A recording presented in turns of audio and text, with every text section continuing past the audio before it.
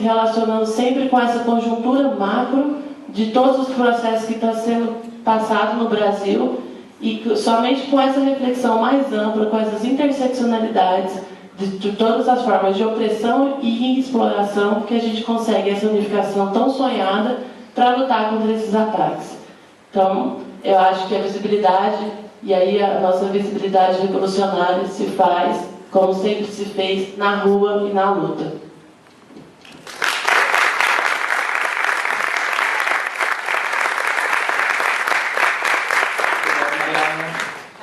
Gente, eu vou pedir desculpa para vocês, que eu me ausentei da mesa, mas é porque eu estava fazendo o discorre que a vida é louca. Gente, só para lembrar, depois do debate vai ter um concurso, né? A gente vai fazer um concurso de saias e um concurso artístico. Quem quiser se inscrever para o concurso artístico, Andira, você pode fazer esse corre? A Andira, que está aqui na frente, ela está inscrevendo as pessoas, viu? Procurem ela. Bom, agora a gente vai passar para a professora Thaís. Obrigada, Alisson. Fazia tempo que eu não encontrava com esse público, né, maravilhoso, que é o público do ensino médio, dos coletivos de direitos humanos, de coletivo feminista, coletivo LGBT, então eu estou muito feliz, assim.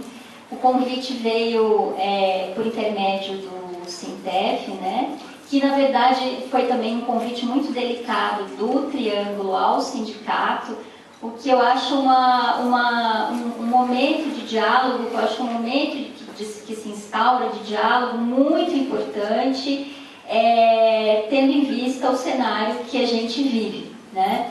A minha articulação junto com o sindicato surgiu, na verdade, de uma discussão da última greve, que, embora para a maioria, dentro do discurso corrente, no qual as greves nunca dão em nada, as greves dão em alguma coisa assim. Naquela conjuntura, por iniciativa de alguns colegas do sindicato, do Valmir principalmente, que está aqui para monitorar se eu vou falar do sindicato ou não na mesa, que a gente criasse, então, comissões que fossem comissões de pessoas que não fossem necessariamente, não tivessem sido eleitas e participassem diretamente da direção do sindicato, mas que se comprometessem na articulação da comunidade com o sindicato, né? Então a gente tem a comissão de educação, tem um colega, o professor Paulo Miguel, que está aqui na frente, né? O que então a gente pode desenhar desse debate que já foi apresentado pela Mariana é justamente também quais são os nossos instrumentos de resistência, né, diante desse cenário que se consolida, né? O título, então, né, Direitos Humanos para quem? Eu espero dar conta de desenhar também elencar alguns elementos desse debate. Retrocessos, o que nós estamos pontuando como retrocessos, né? O que, na verdade, se constitui, tanto do ponto de vista dos direitos a partir do que foi marcado em 88, né? Mas também nos discursos conservadores, né? O que é um discurso conservador? O que caracteriza um discurso conservador? E eu acho que ainda tem outros elementos que são elementos que me impressionam muito, né? Que é, digamos assim, um modo também de difusão e construção do argumento conservador. Só fazendo um parênteses assim dentro desse debate, eu li uma publicação no Facebook há alguns dias que era muito curiosa, né? Que dizia assim: defensor do escola sem partido vai panfletear sobre sua candidatura em escola, né? E aí era piada pronta, né? Porque, quer dizer, se é escola sem partido, o que ele faz na escola representando uma ideia? Ou seja, só para brincar com essa falsa neutralidade, né, que está posta dentro dessa ideia da escola sem partido, né? dizer, existem alguns elementos dessa discussão que talvez eu gostaria de me aprofundar um pouquinho. E aí também, quer dizer, dentro dessa configuração, já que foi falado dos sindicatos, a gente também tem que pensar dos partidos, né? Na eleição passada eu votei nulo, né? Fiz diálogo com o projeto Não Vote Lute, digamos assim. Realmente eu compactuo com a ideia, por exemplo, foi colocada até no lançamento da candidatura do Flávio Sofiati, do PSOL, aqui presente entre nós, de que as eleições elas têm que ser um instrumento de denúncia, né?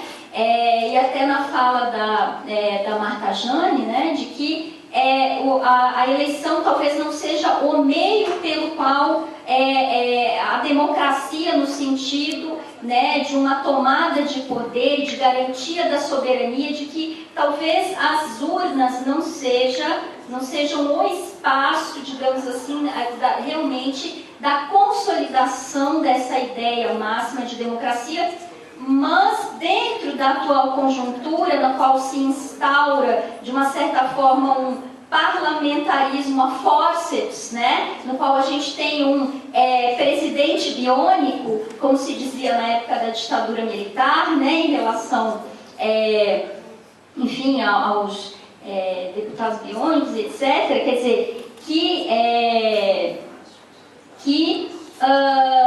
nós temos que pensar assim, quais serão os nossos espaços de fortalecimento da democracia. E aí eu acho que nós temos que fazer a nossa crítica, quer dizer, a nossa crítica aos sindicatos, a nossa crítica aos partidos, a nossa crítica às instituições, mas a gente tem que perceber que a direita se organiza dentro das instituições, né? E ela funciona também, ela se aproveita também do discurso de desqualificação das nossas lutas. Então a gente ouve muitos colegas, de modo geral, desacreditando das lutas sindicais. Quer dizer, os sindicatos, eles têm os seus meandros, eles têm os seus, né, quer dizer, as suas características, as suas limitações, mas ele representa, na verdade, os trabalhadores, né? Então, o que é interessante a gente pensar assim, a quem serve a desqualificação dos sindicatos? Nós podemos ter crítica aos sindicatos. É a mesma coisa em relação ao feminismo, que eu gosto muito, participo dos debates, percebo vocês, né? E também dentro do movimento negro, alguns outros debates, quer dizer, dentro dos debates do feminismo, nós sabemos que, olha, a gente pode ter as diferenças que nós tivermos. Nós somos feministas. Não está em questão o feminismo, né? Então, eu acho que é isso, quer dizer, a gente tem que perceber qual é o momento, qual é a crítica dentro dos nossos grupos de resistência que realmente vão nos permitir crescer enquanto coletividade, e quais são os debates que não vão nos ajudar nesse processo de resistência, unidade e fortalecimento. Quer dizer, uma outra coisa que eu acho super importante é nós entendermos assim, que vão ter colegas que vão ter a luta na rua, vão ter colegas que vão ter as lutas institucionais, né? E a gente tem que pensar assim, olha, a gente tem diferenças, mas a gente tem que entender também que as pessoas também têm singularidades, né? E que dentro dessas singularidades as pessoas têm forma de militar, de atuar e de se engajar dentro das lutas. Por outro lado, eu também venho aqui trazer, né, essa discussão da unidade, não sendo uma unidade simplesmente uma unidade conjuntural, uma unidade pragmática, não. De a gente aprofundar o significado da unidade, né? Porque é uma crítica que se faz, e eu nunca consegui entender essa crítica por deficiência intelectual, certamente, de que as pautas, chamadas pautas da pós-modernidade ou do multiculturalismo, que elas empobrecem ou dividem a esquerda, né? no sentido de que os negros só pensam os negros, os homossexuais só pensam os homossexuais. Dentro da discussão sobre o movimento LGBT, a gente também tem essa discussão, quer dizer, os gays não têm a mesma, os homossexuais não têm a mesma sensibilidade diante da questão lésbica e etc. Bem, é olhar um pouco mais de cima e perceber alguns outros elementos. Quer dizer, quais são os elementos culturais que organizam o modo de dominação no qual nós estamos inseridos.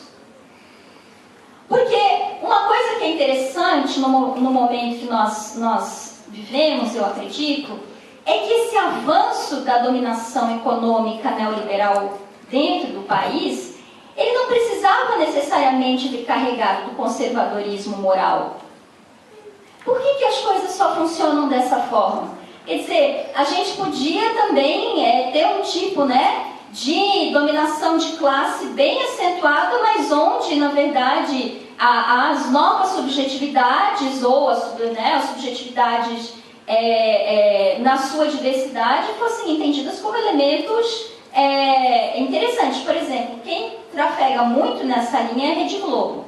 A Rede Globo percebe que, de modo nenhum, a homossexualidade é um problema para o seu projeto de poder, para o seu projeto econômico, de separação de classe. Por exemplo, a Rede Globo não tem esse tipo de preocupação. Mas é interessante porque, de um outro lado, que o discurso moralista foi um instrumento para alavancar uma parte das pautas, na verdade, que são pautas de retrocesso, de retrocesso de direitos.